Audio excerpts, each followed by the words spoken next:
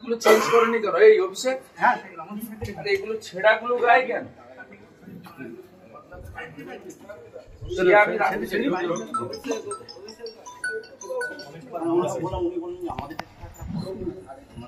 তুমি ভালো জিনিস মানে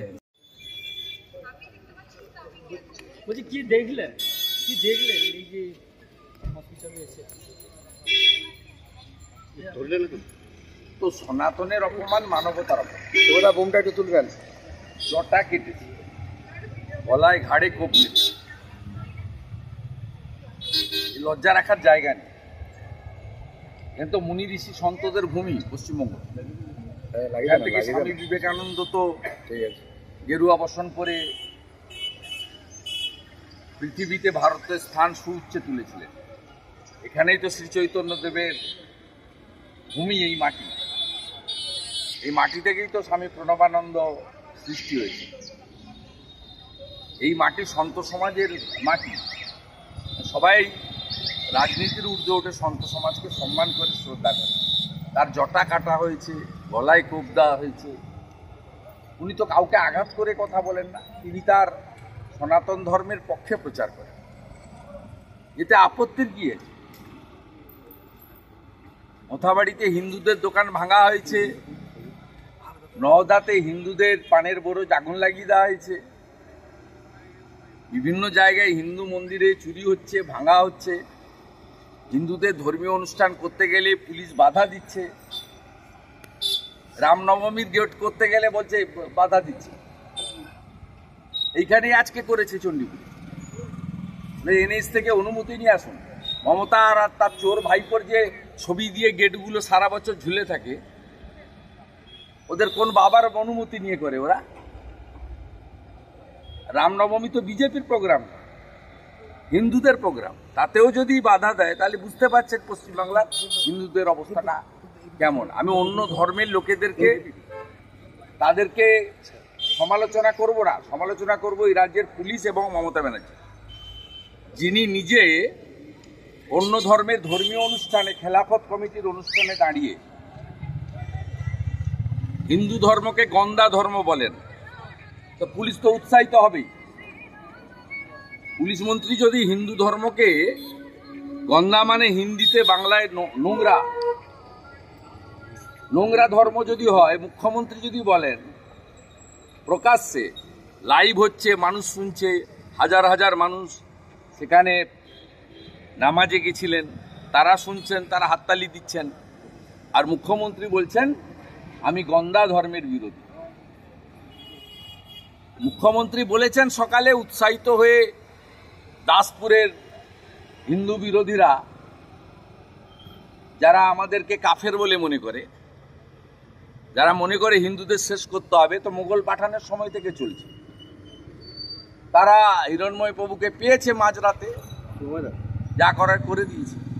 এর জন্য দায়ী কোনো সম্প্রদায়ের লোক নয়, এর জন্য দায়ী রাজ্যের মুখ্যমন্ত্রী মমতা ব্যানার্জি এবং তার ফালতু লোকের কথা বলবেন না তো আমার সামনে। না, আপনাকে দেখে কেঁদে ফেললো এতটাই যে আবেগপ্রবণ হয়ে অনেকটাই আঘাত পেয়েছে। জটাটা আঘাত কি মেরেছে? তো গোপটা ঘাড়ে বসলে ঘাড় থেকে মানে দেহ আলাদা হয়ে যেত। হালকা গোপ লেগেছে, হাতে লেগেছে, ঘাড়ে গোপ তো আছে, উপর দিয়ে লেগেছে। বিশেষ করে দেখুন জটা কেটে নিয়েছে।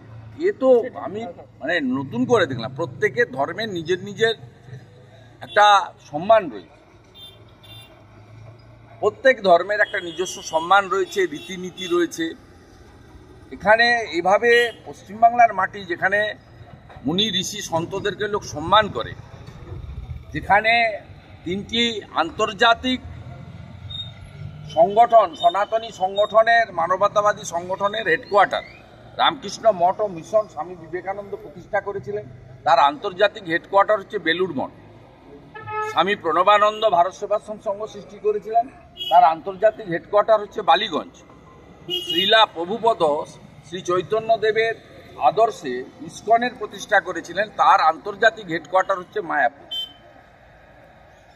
এবং এইখানেই যদি সন্ত সমাজ তারা এইভাবে আক্রান্ত হন, তাদের জটা কেটে নেওয়া হয়, তাহলে পশ্চিমবাংলায় সাধারণ মানুষ, মা বোনেদের নারী সুরক্ষা তো আগেই গেছে, হসপিটালের মধ্যেই অভয়াকে প্রাণ দিতে হয়েছে, আর মুখ্যমন্ত্রী 10 লক্ষ টাকা দিয়ে সেটা চাপতে চেয়েছিলেন এবং এভিডেন্স ডিস্ট্রয় করা হয়েছে। প্রত্যেক দিনই মহিলা অত্যাচারিত হচ্ছে, এরপরে সন্ত সমাজ এভাবে অত্যাচারিত হচ্ছে। আমি উনার সুস্থতা, কালকে রাত্রি 3টায় আমি মাঝরাতের পরেই আমি আমার ঘুম মানে 2টোর পরে আমি মাঝে মাঝে রাতে মোবাইল ফোনে হোয়াটসঅ্যাপ চেক করি। তা আমি মনে করি কাউকে না কাউকে জেগে থাকা বা নজর রাখা দরকার আছে। আমি চেষ্টা করি আমার সীমাবদ্ধ ক্ষমতার মধ্যে।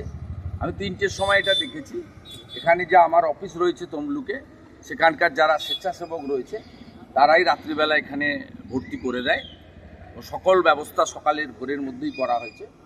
উনি এমনি এখানকার ডাক্তারবাবুরা খুব কেয়ার নিয়েছেন।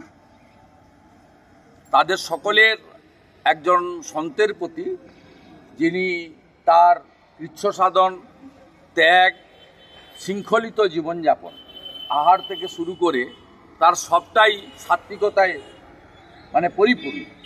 ডাক্তারবাবু, নার্সরা এখানে তাকে দেখেছেন, হি ইজ কোয়াইট ওকে, কিন্তু তাকে আমি ওনার সুরক্ষার জন্য অন্য জায়গায় শিফট করব এবং আমি আমার ক্ষমতার মধ্যে দাঁড়িয়ে আগামী দিনে ওনার ন্যূনতম একটা নিরাপত্তার ব্যবস্থা যাতে করা যায়, কোনো ভলেন্টিয়ার দিয়ে হোক, প্রাইভেট সিকিউরিটি অর্গানাইজেশন দিয়ে হোক, তা আমার যেটুকু ক্ষমতা আছে আমি করব।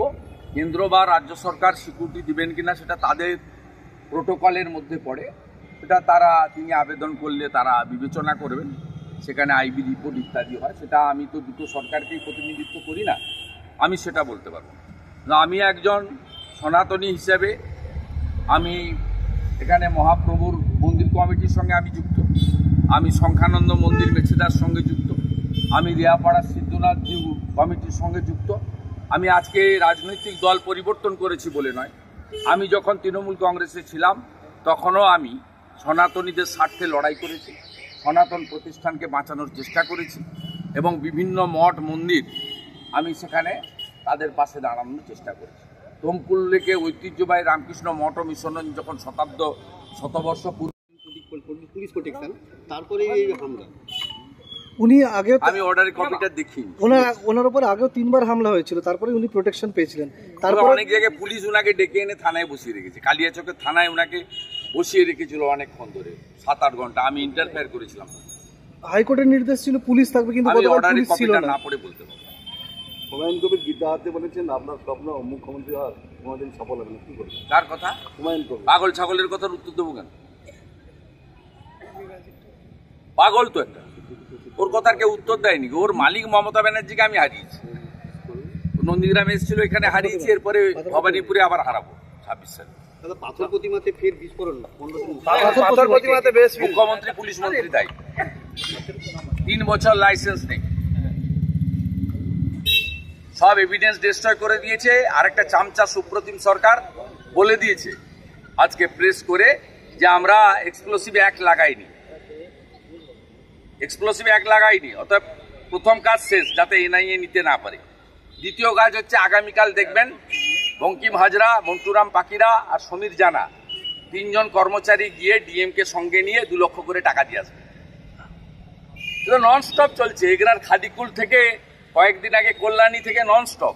মমতা যতক্ষণ থাকবে, বুড়িমার বোম উড়ে গেছে, মমতার বোম উড়বে না।